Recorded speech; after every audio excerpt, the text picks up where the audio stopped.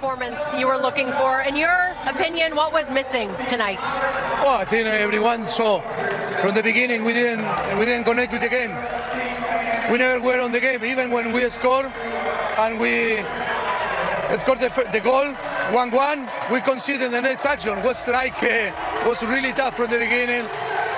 To congratulate Belgium, they were better than us. I think wasn't our day. That is not to find excuses or not to find argument, because we didn't show what normally that team can show, and that is a reality.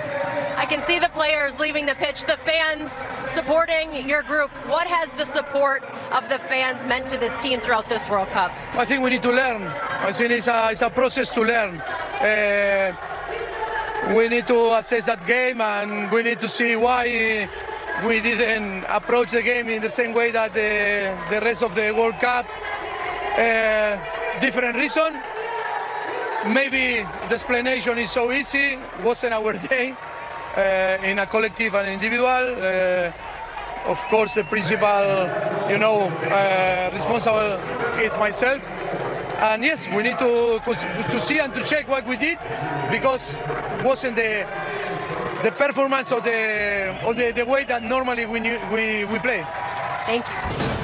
So all three host nations of this World Cup are out in the round of 16 as the US tonight have joined Mexico and Canada. Belgium simply had too much in the end for this US men's national team.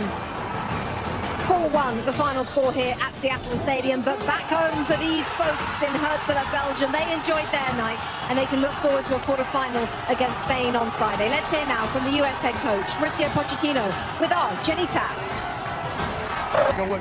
Disappointment, of course, from Mauricio Pochettino. It'll be interesting to see what his future is now. We reported a week or so ago that US Soccer had offered him a new deal and he was going to make that decision at the end of the World Cup. So we shall see when that news comes in, possibly over the next few days. Alexi Lala, Zlatan Ibrahimovic, Thierry Henry, I'm Rebecca Lowe. Let's show you the story of the game. Then it all started beautifully, as you would expect. The national anthem, a lovely flyover here in Seattle as well, Alexi. But Matt Friese was busy early on.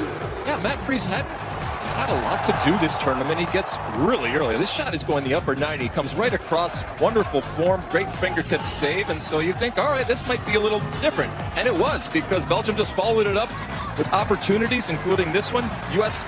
not clearing the ball. And again, to Mauricio Pochettino's point, it was not their day. It was so out of character to see this team struggle in simple moments. Somebody's got to clear the ball ultimately. Finds De Ketelaere and into the back of the net, and just like that, the U.S. is down early, something they haven't seen a lot this tournament. But then Lex, the free kick. Yeah, Blake Tillman, who I thought actually was one of the players who had a decent game, and decent for the U.S. in this game was good. We saw this before.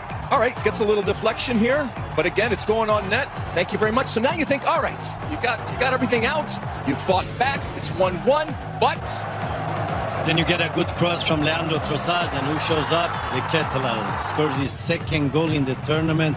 Remember, he's not a proper striker, but in this game he played like a striker and he did the 2 goals like a striker.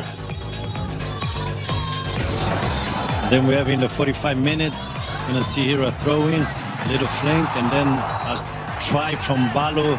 Not so easy when you're not in balance to shoot it, but it was an opportunity. Then we have the goalie here, just clear it, my friend. Just shoot it away. Don't think, don't do, just shoot it away. And we get an easy goal by Hans Van Aken. Ketelaere putting pressure on the goalie, but the goalie needs to clear it here. Just too easy, too easy. That's a killer. That's the killer. That was comical. And then after that, it became really difficult. We all thought that maybe the ball was in from a strike. Berhalter was very close, came very close, but it wasn't enough. It wasn't the day of this US team. And then here, I thought that Balogun should keep that ball on his right foot. Keep that ball on your right foot and open the angle for yourself. You close your angle going left. That's the difficult angle. Close your angle going left, but great save from Thibaut Courtois. And then, Zlatan, you said it. I know it's a lucky deflection, but what a finish. Left-footed player, right foot, doesn't matter for Romelu. If you show him a sign where we can see the night. Sorry, that's his 93rd goal in the national team, which is not bad. Oh, it's hot. It's not some bad substitutions to come off the bench. Look, the 4-1 is a bit much towards the end, but like we said, levels. Yeah. Romelu Lukaku off the bench and scoring his 93rd goal for Belgium. That was the cherry on top as they make it through to the last 8 of this World Cup. Just time to wrap things up and get some final thoughts from these three, Alexis, Zlatan and Thierry. Alexis, I'll start with you. Look, I know that growth is not always linear, but I mean, I think we've grown enough as a soccer nation where we can be sick of moral victories. I'm sick of moral victories. So just give me tonight to be disappointed and sick of moral victories. Tomorrow, I'll be fine. We'll move on. I'm still proud of these young men, and I think, you know, we're pushing this boulder up. It's always been a labor of love, but it's always been a labor. It's gotten a little bit easier, but it's still a labor. And if you want more from Alexis, State of the Union podcast is about to be recorded. That'll be out in a couple of hours. Zlatan, give us your last thoughts. Listen, the young generation out there, I hope they get inspired by this World Cup because it has been amazing. It has been great. Go out there on the streets, play the game, play indoor, play on the pitch, have fun, enjoy, and bring it into the pro football. This is a work in progress, and then it will come, and it's on its way. Thierry? They all said it. It's not losing a game, it's how they lost it. But if you're out there watching this game, the new generation coming, or even this one, make sure that you use that as it will never happen again.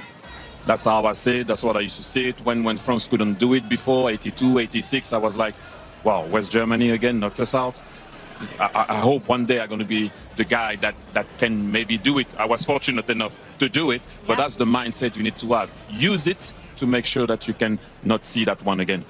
Chaps, as always, thank you so much. So much more to come. Let me point out, indeed, and the United States still not through to a quarterfinal since 2002, the Japan-South Korea World Cup. Here at Seattle Stadium, let's get more. Let's head outside. Rob Stone, Carly Lloyd and Clint Dempsey. Rob?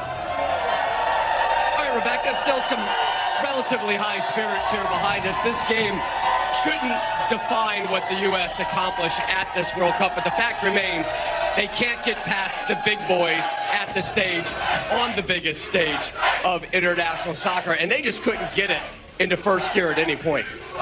No, look, you know, it's a bit of a downer for us being out here now after this loss, but I felt like they lost the game before they even stepped out onto the pitch, and I'm not sure why, and I don't know the reasons, but just from the beginning, just chasing, tentative, scared, just not confident on the ball. And I think big-time players, you wanted some of those big-time players to step up in big moments. And I got to be honest, you know, I was a bit disappointed with Christian Pulisic. I think whether he wants to be the star of this team or not, we didn't see enough from him in this particular game, and really the whole World Cup. Little glimpses here and there, but you know, look, aside from this loss, I think on the brighter storyline, it's been a fantastic World Cup. This team has united the country. They have, you know, gotten American fans to fall in love with them. And there is a bright future, but this is just a real disappointing loss to go out on. Yeah, Thierry said it best. There's levels to it. We didn't start the game well. The way in which we conceded, Ketelari played really well. Trossard played well.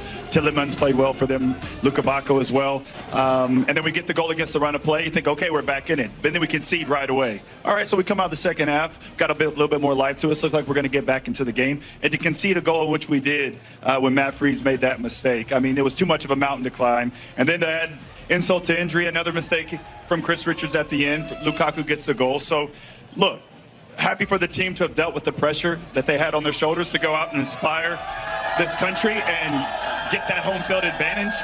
But still, we're in the same situation. We're not getting past the round of 16. And to be considered a great team, you got to do what the team in 2002 did, or the team in 1930 did. So there's a lot of positives to take away, but at the same time, there's levels to it, right? And look, proud of the boys for the heart that they showed, but when you came up against a side that was, you know, a top 10 in FIFA rankings, to see what you're made of, we left with the same answers. We don't have as much depth as we thought we did, and we could see too many goals. And to talk about levels, you know, Thierry talked on it, you just talked on it.